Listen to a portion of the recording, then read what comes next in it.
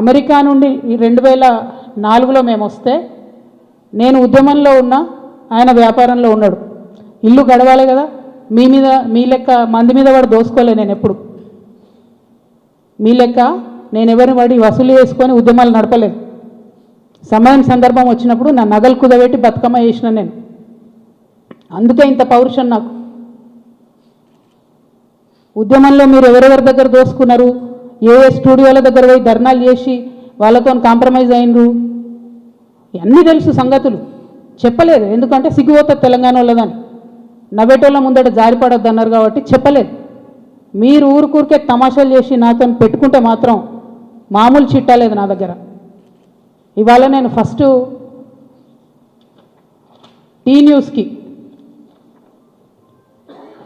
Legal notice పంపిస్తా ఉన్నా. నా భర్త పేరు పెట్టి కృష్ణారావు అనేటటువంటి ఎమ్మెల్యే గారు ఏదైతే ప్రెస్ మీట్ పెట్టినరో, మీరేమన్నా ఆల్తు ఫాల్తు social media channel T news అంటే? శాటిలైట్ ఛానల్, మీరు ఒక పార్టీని రిప్రజెంట్ చేసే ఛానల్, కనీసం వెరిఫై చేసుకోరా? ఏది పెడితే అది వేసేసుడేనా? వేరే వాళ్ళది వేస్తే వాళ్ళు ఊరుకున్నారేమో, నేను ఊరుకునేదాన్ని కాదు, ముందే చెప్తున్నా. టీ న్యూస్కి లీగల్ నోటీస్ ఇస్తున్నాం. 1 వీక్లో పబ్లిక్ అపాలజీ చెప్పాలి బిడ్డ, పబ్లిక్ అపాలజీ. కోర్టుకి ఈడుస్తాం ఏమనుకుంటున్నారు. తర్వాత ఏలేటి మహేశ్వర్ రెడ్డి గారు, వీరికి కూడా నోటీస్ ఇస్తున్నాం, లీగల్ నోటీసు. 1 వీక్లో మీరు కూడా తప్పుడు సమాచారాన్ని ప్రజలకు ఇచ్చినందుకు, నా భర్త గారికి నా యొక్క పరపతిని దెబ్బతీసే ప్రయత్నం చేసినందుకు నాకు పబ్లిక్ అపాలజీ చెప్పాలని మహేశ్వర్ రెడ్డి గారిని డిమాండ్ చేస్తూ ఉన్నాను. అట్లానే మాధవర్ కృష్ణారావు గారిని మీరు కూడా 1 వీక్ లోపల అపాలజీ చెప్పాలి, లేకపోతే కోర్టుకి ఈడుస్తాం, కోర్టు నుండి క్షమాపణ చెప్పిస్తాం. ఇది నాకు సంబంధం లేని వ్యక్తులు. నేను జాగృతి జనంబాట కార్యక్రమంలో పోతూ ఉంటే సడన్గా సోషల్ మీడియాలో ప్రచారం ప్రారంభమవుతుంది.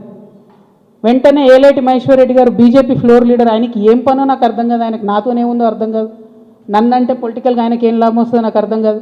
ఆయన బయటకు వచ్చి సీరియస్గా ప్రెస్ మీట్ పెట్టిండు. ఓకే, ఏం పెడతాడు ప్రెస్ మీటు? ఒక ఫోటో ఉన్న కాపీ తీసుకొని నా భర్తది, దాంట్లో ఏవి రెడ్డి గారి పేరు ఉంది, అది చూపించుకుంటే ఇగో వీళ్ళకి వ్యాపారాలు ఉన్నాయని చెప్తుంటాడు. అసలు ఆయనకి ఏం సంబంధం? అది ఉన్న పొలిటికల్ ఇష్యూవా? ఎందుకు మాట్లాడిండు? ఓకే, అంటే దీని వెనుక ఉన్న స్ట్రాటజీ చేసేసి తెలంగాణ ప్రజలు అర్థం చేసుకోవాలి. హరీష్ రావు గారు, బీఆర్ఎస్ పార్టీ ఏదైతే నా మీద దుష్ప్రచారం చేయాలనుకుంటున్నారో అది ఏలేటి మహేశ్వర్ రెడ్డి గారి నోటి నుండి వస్తుంది, బీఆర్ఎస్ పేడ్ సోషల్ మీడియా నోటి నుండి వస్తుంది, ఆ తర్వాత కృష్ణారావు గారు లాంటి ఎమ్మెల్యేల నోటి నుండి వస్తుంది. అంటే వీళ్ళందరూ ఒక స్ట్రాటజికల్గా ఏంటంటే, ఆడపిల్ల బయట తిరుగుతుంది, ఈమెకు అన్ని విషయాలు అర్థమవుతున్నాయి, ప్రజలు వచ్చి చెప్పుకుంటున్నారు, బాధితులు వచ్చి చెప్పుకుంటున్నారు, ఈమె ఇంకా చెప్తే భయం అవుతుంది, మాకు ఇబ్బంది అవుతుంది అని చెప్తున్నారు. నేను మీలాగా పారిపోయే పిరికిపందని కాదు. మీరు ఏదైతే నా భర్త ఫోటో చూపించి మాట్లాడుతున్నారో ఆ ల్యాండ్కి సంబంధించి ప్రతి ఒక్క విషయాన్ని ఇవాళ నేను తీసుకొని వచ్చిన. ఇవాళ నేను ఎట్లా ట్రాన్స్పరెంట్గా క్లారిటీ ఇస్తున్నానో, నేను చేసే ఆరోపణల మీద మీరు కూడా అట్లనే క్లారిటీ ఇవ్వాలని చెప్పి నేను డిమాండ్ చేస్తూ ఉన్నాను.